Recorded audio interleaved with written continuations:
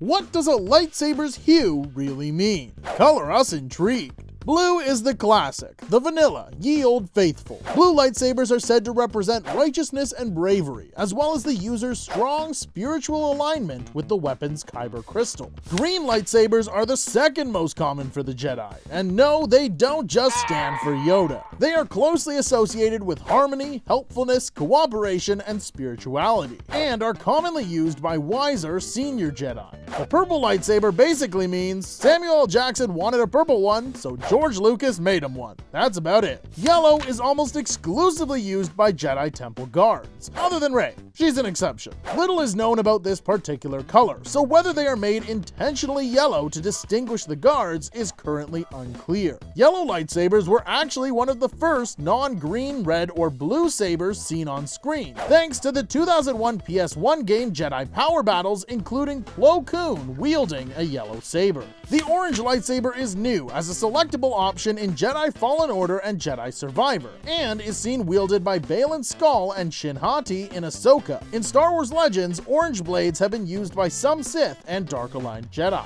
White lightsabers were primarily used by Ahsoka Tano. Ahsoka retrieved special kyber crystals from the lightsaber of the sixth brother, and purified them with the Force, restoring them to a white color to represent her status as an individual who is no longer affiliated with the Jedi, and has no affinity to the dark side. Red, of course, means the Sith and the dark side. Unlike the Jedi, who share a connection with their kyber crystals, the Sith must use a process known as bleeding to build their lightsabers. This consists of pouring all of their hate, fear, and other negative emotions into the crystal, causing it to bleed and turn red. They basically bully it until it turns red. Introduced in Star Wars The Clone Wars in 2010, the Darksaber has become an integral plot point in Star Wars. Created several centuries before the Skywalker saga by Tar Vizsla, the first Mandalorian Jedi, the Darksaber commands the respect of all Mandalorians. The game Star Wars Jedi Survivor includes 3 new canon lightsabers for Cal Kestis to choose from. These are Cyan, Indigo, and Magenta. Not much is known about the canon significance of these colors and what they mean for their wielders, which means the door is wide open for more lore. What is more awesome to see in a movie than a flashy, exciting sword fight? How about a flashy, exciting sword fight where the swords are flippin' lasers? Even after 40 years since they first appeared on the big screen, lightsabers are still cool. That much hasn't changed. But you know what has changed? How the Jedi and Sith use them in combat. Let's dive in and take a look. When Star Wars first hit theaters back in 1977, the lightsaber duel between Obi-Wan Kenobi, an aging Jedi Master, and Darth Vader, his robotically enhanced former apprentice, was a sight to behold, and really got audiences everywhere incredibly excited to see what sort of grand spectacle these lightsabers could bring to the silver screen. Is that a powerful moment between two iconic characters? Absolutely. Is it a key moment in the entire saga? Definitely. Is the fight in of itself all that interesting to watch when compared to the duels that we have gotten since? Not as much. A lot of that comes down to the choreography of the earlier Star Wars movies, and what they drew from for inspiration. The original trilogy based its battles on much more intimate sword combat sports, such as Western fencing and Japanese Kendo styles. That last one is easy to spot, and definitely makes a lot of sense since George Lucas was so heavily inspired by samurai films.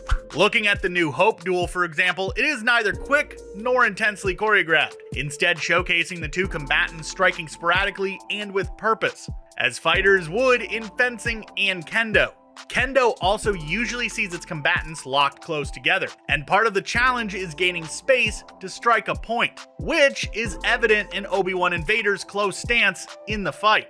And for the era in which the Ridge Tridge, as I like to call it, takes place, this sort of combat makes sense. This isn't the high point of the Jedi.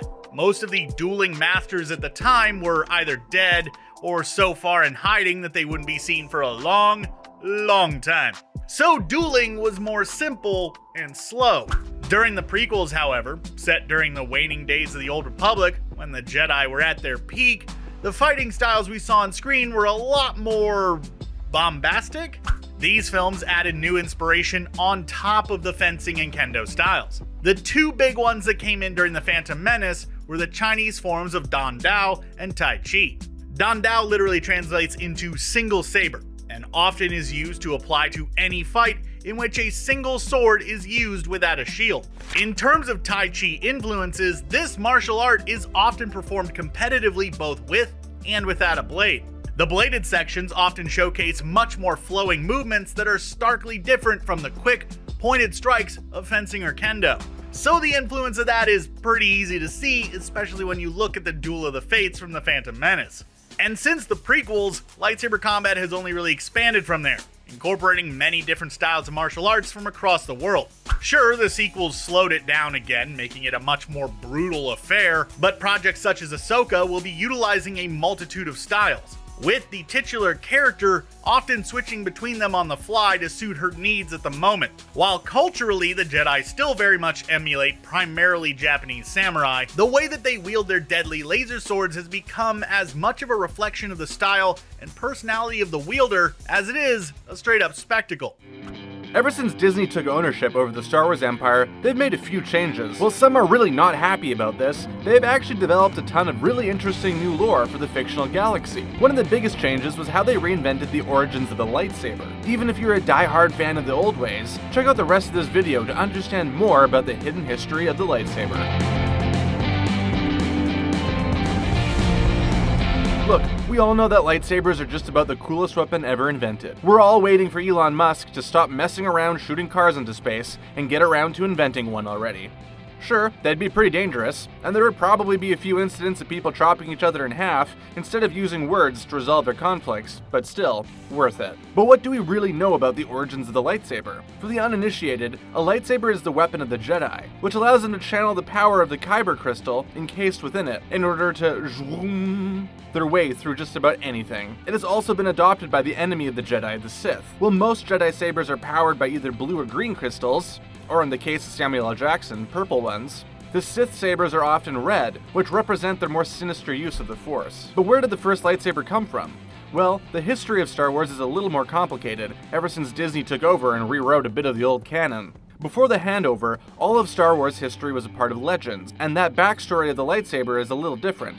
The earliest the Protosaber, which was a pretty funny contraption. It had the same hilt as the ones we know today that channel the energy of the crystal, but because technology hadn't advanced so far, it was powered by a little backpack, like a Ghostbuster. Unfortunately, it came with a few design flaws that didn't exactly enhance the efficiency for the wearer. For starters, Protosabers had a habit of short-circuiting, which would leave the Jedi vulnerable to attack as their weapon essentially became useless. Even worse, the old tech would malfunction, which would often result in injury, or worse. We don't know a whole lot about weapons, but we're pretty sure they're not supposed to backfire and take out the one using them to fight the forces of darkness, right? Well, Disney apparently wasn't having it with the whole Protosaber backstory, and can you really blame them? And they've taken it upon themselves to reinvent the history of the lightsaber. We get our first glimpse of an early model in the Art of the Force Awakens book, which contained all of the concept art used or dreamt up for the movie, and some that has shown up in the two sequels. On a page in the book, there is an artist rendering of the evolution of the lightsaber, with no power packs to be found. Instead, we get a slightly earlier, much more familiar version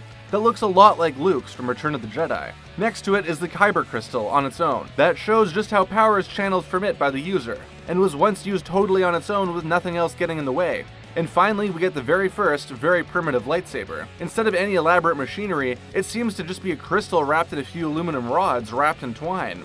Actual twine. According to the description, the aluminum and twine is there for both safety and style. We take this to mean that, back when Jedis were simply holding the kyber crystal in their hand in order to channel the energy of the Force, they were either getting pretty badly burnt or losing hands entirely in the process.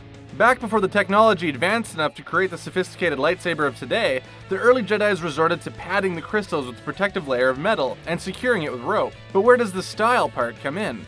Well, we know that Jedi Masters have been known to attach a gold medal known as Electrum to the hilts of their lightsabers in order to distinguish themselves as Masters. If they could get their hands on it way back in the early days, chances are they would have used that instead of aluminum, or a combination of the two, to protect their hands.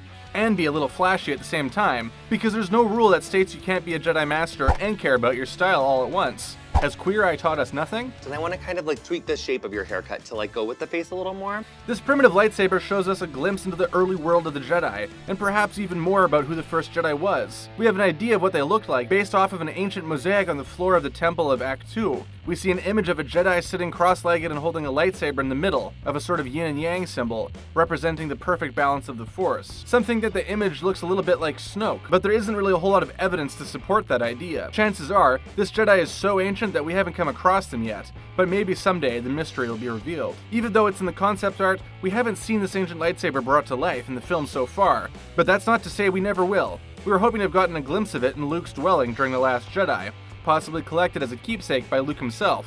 In the visual dictionary for The Last Jedi, Luke is seen wearing a Sith pendant around his neck as something of a trophy, so we know that he did have an interest in collecting various Jedi artifacts. In fact, in between the 6th and 7th films, we know that Luke took a young Ben Solo across the galaxy, scouring for historical antiquities. So there's a good chance he could have stumbled across the first lightsaber, or at least another ancient one. While this is all speculation, we have to wonder exactly why this original lightsaber was included in the concept art, if it wasn't going to make an appearance in the movies in one way or another. We'll just have to wait and see if it pops up in The Rise of Skywalker.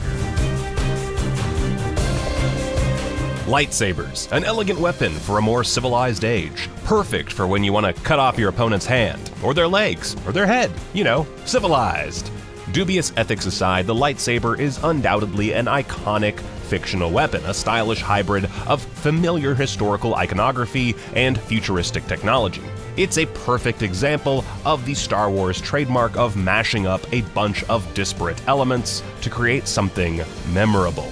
But although it may be the coolest weapon in the Star Wars universe, that doesn't necessarily make it the most powerful. Here are 10 other Star Wars weapons that we think could hold their own against a lightsaber. As we saw memorably in the Season 2 finale of The Mandalorian, a spear made of pure Beskar can deflect attacks from a lightsaber, and in the right hands, it could even deliver a victory blow. The Mandalorian people perfected their mastery of this powerful alloy in response to the threat of the Jedi and their Force abilities, in the process making them one of the most formidable foes the Galactic Knights would ever face. Want to survive an encounter with a laser sword? You're gonna want to get yourself some Beskar. Honorable mentions must also go to legendary swords like the Cortosis Blade and the Songsteel Blade, both of which have proven their worth against lightsabers in Star Wars Legends. Supreme Leader Snoke may not have seen Kylo Ren's betrayal coming, but he at least had the foresight to surround himself with some formidable security personnel. The elite Praetorian Guard wore specialized magnetic armor that could survive an indirect hit from a lightsaber, and their melee weapons, which included electro chain whips and vibroblades, gave them a fighting chance against their Jedi and Sith opponents. Of course, none of them survived the encounter, but that just goes to show that good tools alone are never enough. You need to have the skills to use them too. A useful lesson to learn, unless you've already been shredded in a pit. Anyway, let's move on. Operating on a similar principle to the electro-weapons used by the Praetorian Guard, electrostaffs were another device specifically designed to give the wielder a tactical edge against a lightsaber user.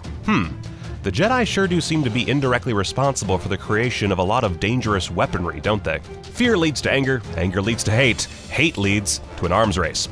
Used extensively during the Clone Wars, including by General Grievous's personal IG-100 Magna Guards, upgraded electrostaff equivalents would later be utilized by the First Order as well. Emperor Palpatine's personal guards also apparently used them, although we never saw this on screen.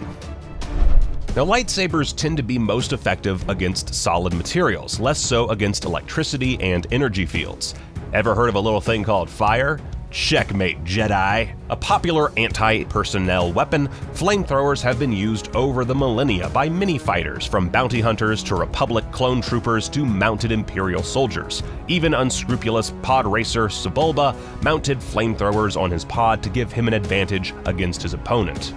A lightsaber might technically be more powerful, but we wouldn't necessarily bet against a huge cloud of controlled flame. Fire. There's a reason it's a classic.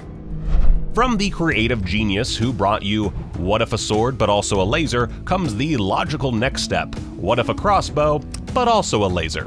The traditional weapon of the Wookiees, the bowcaster fires a metal bolt charged with plasma. A combination of physical ammunition and energy that, in the right hands, could get past a lightsaber. And as we saw when a furious Chewie shot Kylo Ren, those bolts pack a punch and can result in a brutal injury. No wonder Han Solo was impressed when he decided to take a shot with it, after 30 years. I like this thing. Good things to those who wait, I guess. Honorable mention must also go to other projectile weapons, like the slug thrower used by the Tusken Raiders of Tatooine. You may be able to stop the bolt with your lightsaber, but that still leaves some nasty shrapnel to deal with. When a disguised Princess Leia pulls out a thermal detonator in the middle of Jabba's throne room, the reaction of the assembled scum and villainy speaks for itself. Nobody wants to be on the wrong side of a Star Wars grenade. Equally, while a Jedi could potentially deflect a thermal detonator, provided their lightsaber was on the right setting, there's just as much chance of it going off as soon as it's in range. As with most heavy explosives, a far better strategy is to just get the hell out of there. Or, alternatively, to get close enough to the person with the detonator that they decided not to, detonate it. Either way, these humble explosives would be pretty handy against a laser sword. Can't swing your saber if you've already been blown into chunks.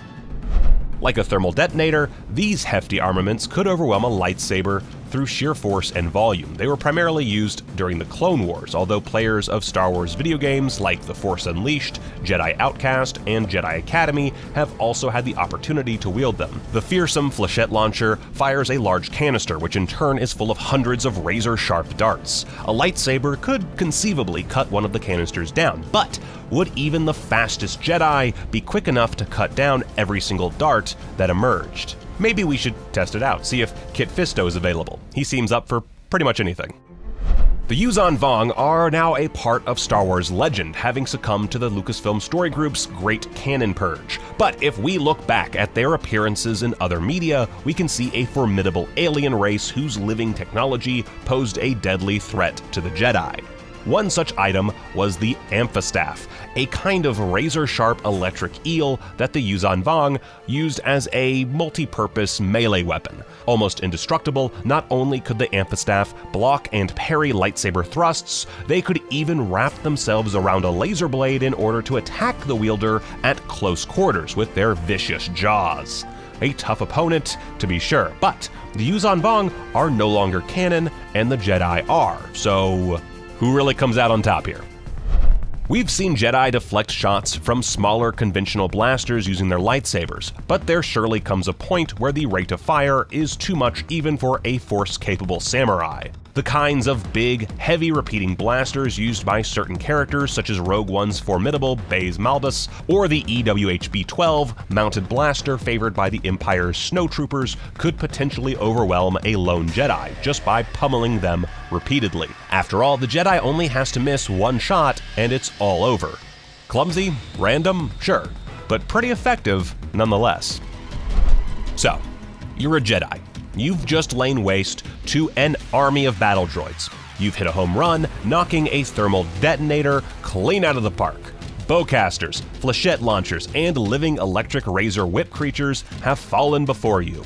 You have reached the high ground. And over the horizon rises a Death Star. You take a second to calculate the odds. They're not good. Bad, in fact. Navigating an asteroid field bad. A flash of terrible energy, and you're gone. Reduced to dust and rubble and one pissed-off Force ghost. Fair? Probably not. But hey, we never said it had to be fair. Of course, you could simply construct a lightsaber proportionally big enough to deflect a Death Star blast, waving it around in space like a comically oversized version of Luke and his training ball in A New Hope.